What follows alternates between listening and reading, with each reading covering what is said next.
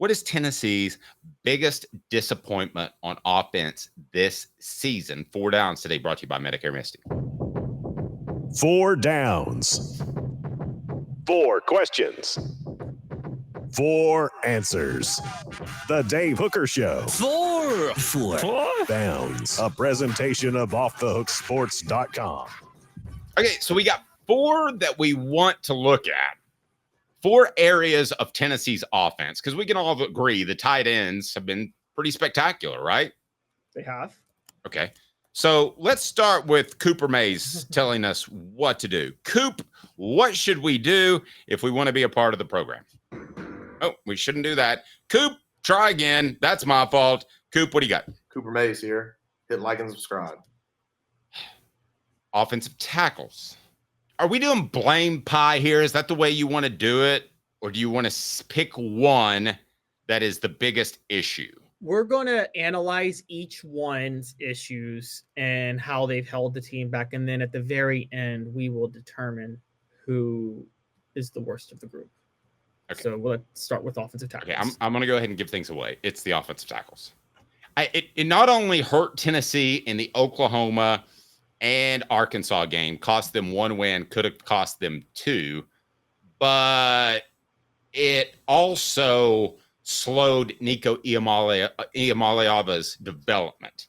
This guy would be at a step higher level right now if he didn't see ghost for about a third of the season, because there were guys coming in from the interior. There was pass pressure coming in from the interior.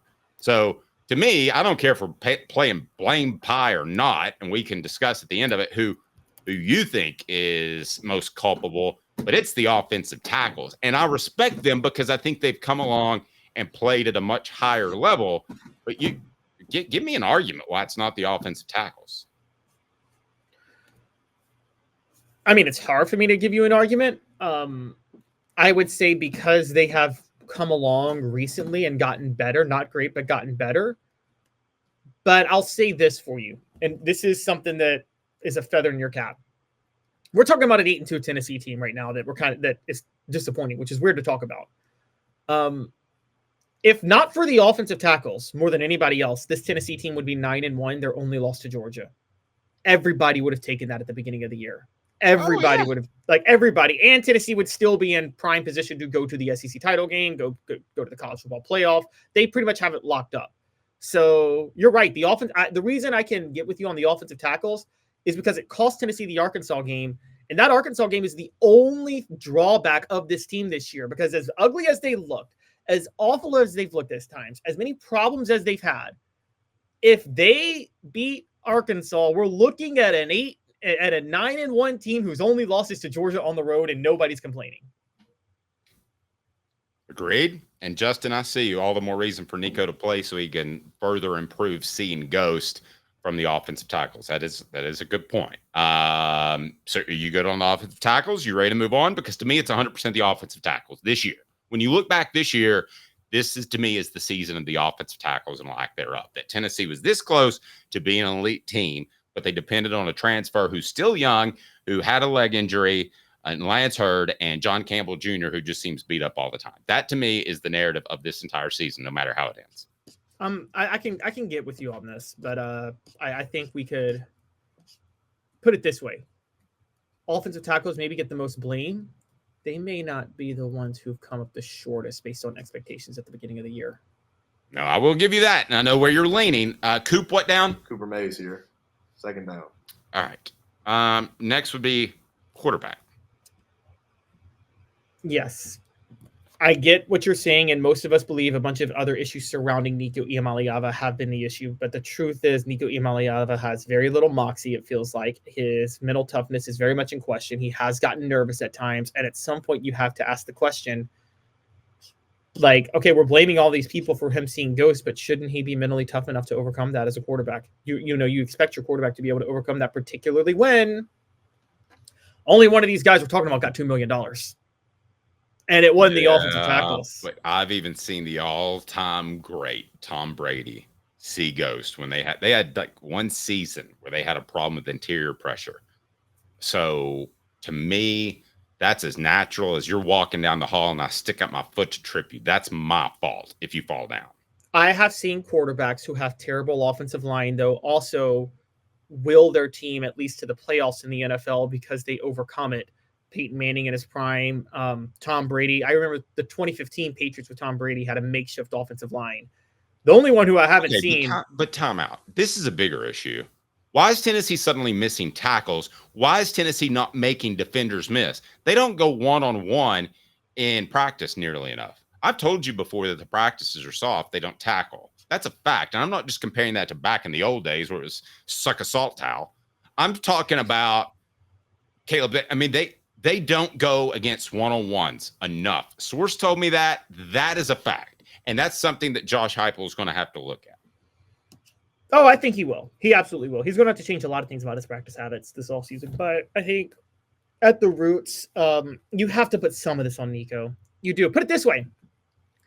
We're seeing this is why in the NFL, I think we have come to an agreement that Aaron Rodgers will never, ever, ever be in the tier of Peyton Manning and Tom Brady. Is that fair to say? Ever. Even when in his prime, when people thought he was actually maybe better than those two. One of the things I always said was if Aaron Rodgers had to play with a makeshift offensive line, he would be awful because he holds the ball so long trying to make plays. Okay, what's happening? Tom Brady would have been worse with a makeshift offensive line. No, Tom Brady has. I've seen Tom Brady with a makeshift offensive line. Caleb, Nico was taught and practiced in the vein of the pocket's going to be there, and you're going to have time to make a read. And then he goes through the first month of the season, and that's all the case. And then when he starts playing the Oklahomas and the Arkansas of the world, it's kind of like I just pulled the carpet out from under you. And that happened in October instead of September. And I don't think there was much of a chance to react from that. Close us up on this one, and then I want to move forward. I don't think you can leave him out of this, though. The guy ran out of bounds on a game-winning touchdown on the final play of the game, trying to make a game-winning pass. I agree. I mean, what down is next? Brought to you by Medicare Misty. Tennessee center Cooper Mays here. Third down. Wide receivers. Guys, this is not my biggest one, and it is the offensive tackles for a couple of reasons. I figured out pretty early in the season that the wide receivers were not what we thought they would be. Okay, I think that Brew McCoy has lost a step. I think that through no fault of his own, Squirrel White was dealing with an injury, a shoulder injury. Chaz Nimrod did not take a step in the offseason. Dante Thornton, I don't know if they're going to line him up at tight end at some point. He doesn't look like he's been handled correctly. So this one is not as much of a damning quality to me, Caleb, and you may disagree, because I realized pretty early I got my preseason expectations too high. Yeah, I think so too. And I held out longer than probably you did in wanting to blame the wide receivers because I felt there were so many other issues and I've been so high on them. I just didn't want to admit that there are some issues, but there's some real issues with it. I mean, Brew McCoy, he had clearly lost a step this year. I felt they still should have gone to him more than they have. I'm going to be honest with you. Great. But they're just not getting the separation I thought they would. Now, and then when they are getting the separation, they're not catching the balls a lot of times. Now you could say this, Dave, and this is because of the other issues we're talking about. Is it possible that, look, they're just not in a rhythm right now, and they're not in a rhythm because of, I mean, we can be honest here. They're not in a rhythm because of the issues in the quarterback play in the passing game. Is that fair to say? Yeah, I mean, I think it puts more pressure on them to load the box. And yeah, Dylan pointed out on our message board that it's been the guards getting whipped too. Recently, it has. The interior of the offensive line didn't play their best game against Georgia, but I go back to what Arkansas did in shifting guys around at the front. I don't think they believed coming into the season they were going to get confused a lot. And turns out with the tackle situation, that's the case. I sound like a broken record. Here's with the wide receivers. I think you miss one guy, Jalen Hyatt, that they don't have. But the wide receiver play I can't point the finger at that. And I would go back to you, who says that Nico takes a lot of the blame. Out of the downfield passes that haven't connected, what percentage would you put on Nico? That they never had a shot to catch it. I would put 65, 70% on Nico. I feel like he's missed more than they've dropped things. But maybe I'm watching something different, David. That's how I felt. What about you? I don't know where you come in on that, but I'm at about 50. You're at about 50? Yeah. Okay. We're really close. Fourth down's coaching. Doesn't it all come down to coaching? Medicare Misty, licensed in over 40 states, can take care of your Medicare needs at no cost to you. 19 years this year. I've been in the community since 1993. You're getting a lot of information. Unlike when you were working, they made the choice for you. Now you have to make the choice. Come to us and let us help you make it easy. Call Medicare Misty, MedicareMisty.com or 423-777-5577. Let us help them sleep at night. And we call her Medicare Misty. I kind of hate it when we say coaching, Coop. All SEC center Cooper Mays here. Fourth down. Because it's all ultimately on coaching, right? We could say that every year. Unless it's injuries. But yeah. Most years you could say this team played at an elite level because they just coached it through the roof. Or you could say this team didn't make it happen because they didn't, in this particular case, get the offensive tackles ready or had enough depth at the offensive tackle position. So it all comes back to coaching. These coaches didn't either get the right receivers for their system that have a little shift, that have a little speed, Jalen Hyatt, or they didn't develop them. I mean, we could play that game all day long. They weren't nice enough to Max Gilbert before he missed the 3 field goals in that one game. I mean, it all comes down to Josh Hyatt coaching. Yeah, but you and I have both covered some teams where the coaches do everything right and they can't, for instance, get the players to take things seriously. I don't think really it's Philip Fulmer's fault that the 99 team didn't match the 98 team's resume. I don't think the 99 team approached every game with the same level of hunger that the 98 team did. And totally agree with that. Yeah. I think they took a lot of games for granted and were just trying to get out of there with wins, and that cost them against Arkansas. Uncle Dave's story, you ready for this? Yeah. Speaking of the 99 game and lack of passion like they had in 98, they stay at a team hotel for a week before a bowl game. That's how it's different than an average trip. And at one point, Philip Fulmer, I was told, walked up to some of his key players that and they were sitting there having a bourbon the night before the game.